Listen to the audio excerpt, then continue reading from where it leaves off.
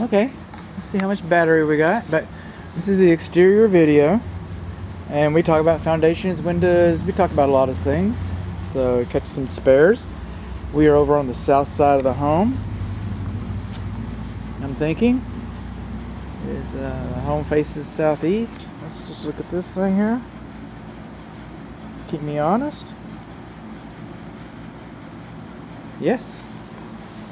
Just got lots of trees on a beautiful fall day. I'm just a little surprised. Okay, but anyway, as we come along here, this foundation is a slab foundation.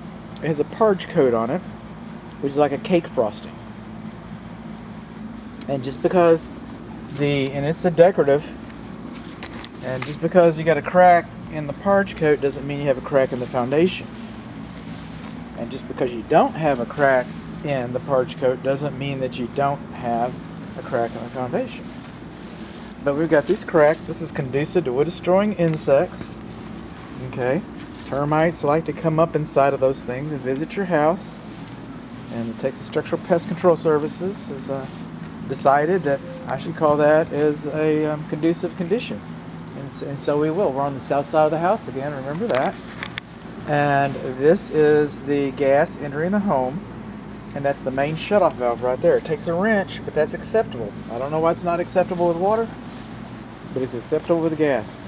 The meter, I have not seen the meter, so I'm supposing the meter is out in the alley, on the other side of the fence, on the alley side of the fence. Rain gutters should discharge water away from the structure, away from the structure. This is the closed dryer vent right here. That's why it doesn't have a screen on it. This is a bathroom vent and it's got a screen on it. That's acceptable. That is your kitchen vent. I'm just not so sure about that, huh? It looks kind of tight. It's kind of tight. Is that where all your grease is supposed to be going? I don't know. There's another crack. That one looks like it goes through the parge coat though, doesn't it? Right there. That one looks pretty deep. Okay. We've got continuous soffit vent, so we're going to be looking for something in the attic. Then on the roof covering, and you've already seen the roof video, so you can tell I'm not plussed about the roof at all. If you're watching these in order from the report, rain gutter downspout should not discharge water directly onto the roof covering. The vent pipe for the plumbing vent gases, okay, it should be wrapped with that lead jacket, or it doesn't have to be, or it should be painted, or it could be painted. Go on, this is a self-condensing unit. These water faucets, they're not properly supported, they're not properly insulated, and they do not have vacuum breakers on them. Moving on along, bushes should be trimmed back away from the home. And you see this wall here? It's a nice long wall. And I'm not seeing any control joints. No control joints. That's pretty amazing because I can't identify movement in the brickwork. I'm not finding cracks. So, it's nice that, control joints are like those control joints out in the street. They expect it to move. So you put a control joint in. And by the way, they weren't required when this home was built.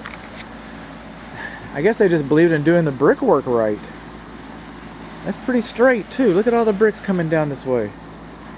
There's some pretty good masonry.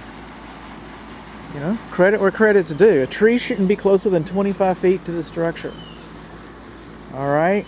Because these branches are going to ruin your roof that's already ruined. And the roots are going to grow up underneath the house. I get it, this is a crepe myrtle, they're decorative. Look how big that guy got. That's pretty massive. Everybody says crepe myrtles don't get very big. Well, you know what? A lot of times they do. Look at this horizontal crack coming across here. That's a pretty good whammer jammer there. And then right here, we can see with the cement, somebody did some repairs in there. That's called a shrinkage crack. Some people call them corner pops. Call it what you will. But the cement, the concrete, it's always shrinking. You'll never be able to measure. There's a crack right there. Right there. You'll never be able to measure it. The brick is always growing, and likewise, you'll never be able to measure it. That's the only part of your house that actually grows. But the properties of the brickwork and the cement, as they react to the weather and the environment, to the moisture and temperature, they react differently. So there's always tension. It always comes out at the corner. If that falls out, it's a brick issue. That line right there, we're not through looking at the foundation because I'm seeing other cracks here. But that's a brick issue. That's a corner issue. That's a concrete issue. That's not a foundation issue. Bushes, stuff, steps coming up. Watch your step. Bushes touching the house. Bugs love those. These exterior sconce, this carriage type lamps, they should be sealed around the edges. Okay. Let me get that in there. Don't forget the dining room crack at the southeast corner. Don't forget to mention the lights sconces need to be sealed. That's how I do it. That's my method. Moving on along, we're coming along the front part of the home here. Another faucet. That's the first one. We got a water video. We're going to see this guy in action. We're going to see this guy in action. And the water meter is over there. Trees are too close. The brickwork looks pretty good. The roof is still no, and lots of red wasps around here. Lots of red wasps. They're not very active. It's kind of cool, you know, for them. So they're kind of winding it down for the season. Moving on along.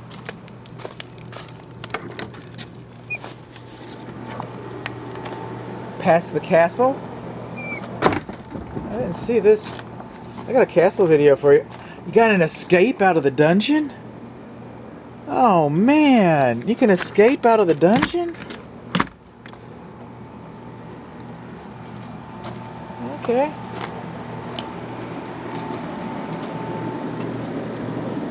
Going along, level grading and drainage. More cracking, more cracking. This is the cracking I'm seeing is actually on the foundation perimeter.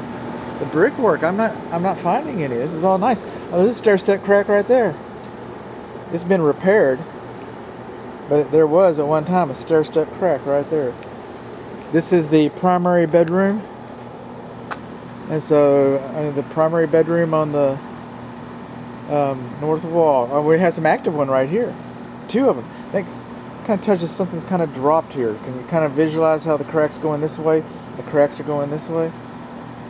Stair step cracks between the brick and mortar underneath the parent bedroom. It's north wall.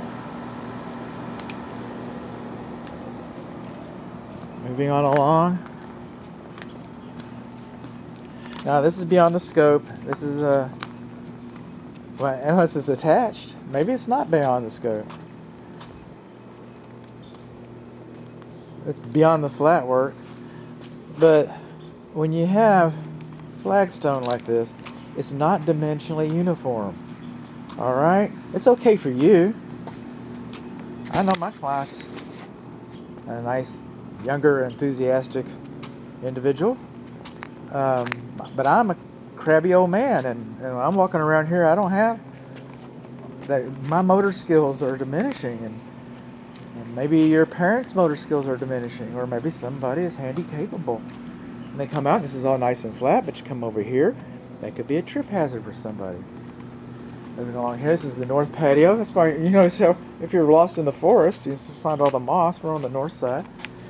This is called a water table for whatever reason. It's kind of interesting. You know, one definition of water table is this, from an architectural standpoint. And we've had some little repairs up here, I guess. And so when these two planes meet, you had to have provisions for a drainage plane. And it would have really been nice if they would have put in some flashing underneath there that directed the water out over this. Because when we get down here on this, there are no weep holes. There's no weep holes. There's no place for the water to go. You come around here, see, that's a weep hole. See, brick is a very wonderful, you know, building material. This home could burn down, and you could still use the brick. Maybe even sell it for more because it's distressed. It's a great insulator for heat, sound. Brick is a great insulator. But one characteristic about brick is that it's porous. It's porous, so we expect water to get in. And once water gets in, it needs a way to leave. Most of the time with your weep holes, you won't even see it. Most of the time, it's just going to be water vapor. If you have an event, water will come out through there. I hope you don't, but those are there for a purpose. We have weep holes all around the perimeter of this home. But when we get around here to this stonework that they put, and I think that at one time, this den might have even been an addition. I might be able to get some clues once I get into the attic. But this game room den thing, I think that might have been addition. That's why the stonework doesn't, match the rest of the home.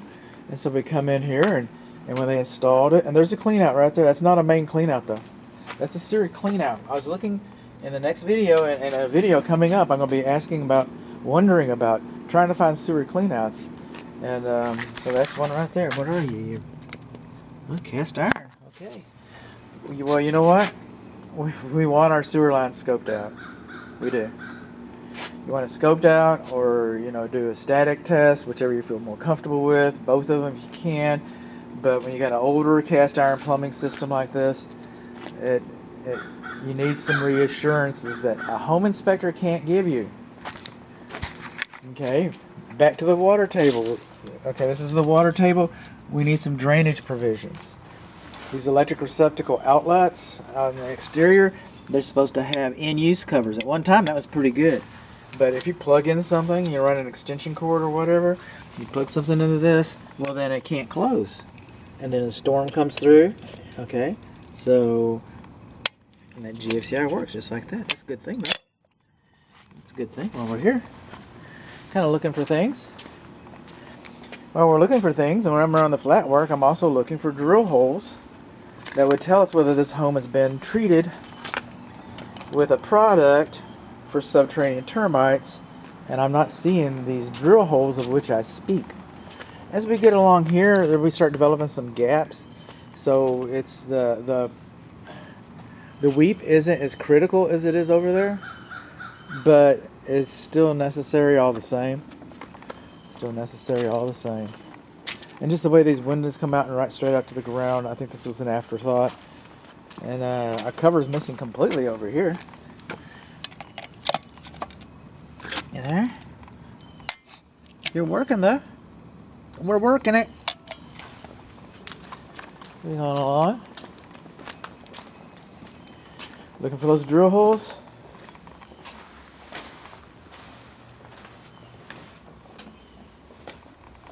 Well, it's been painted, so I really can't see it.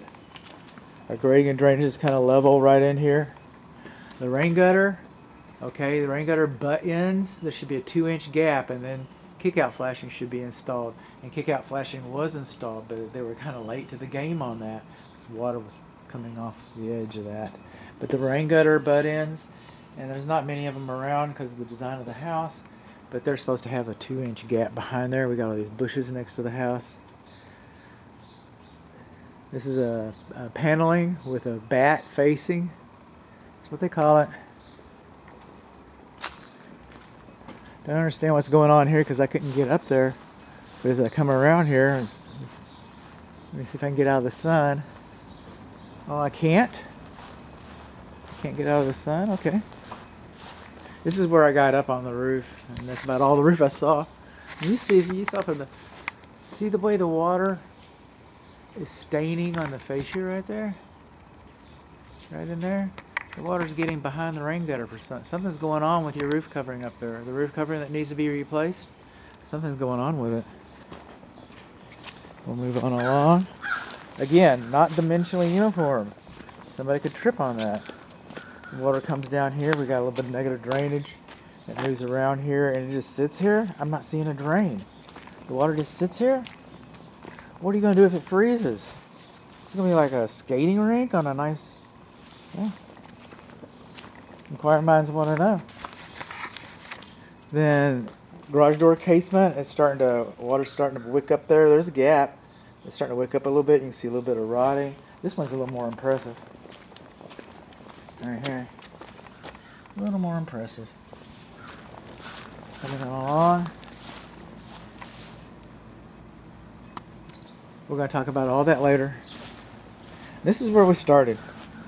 We made the whole run around the block. How about that? 12 minutes and 15 seconds. Oh, I got 12 minutes left. Really? I doubt that. Not with a battery.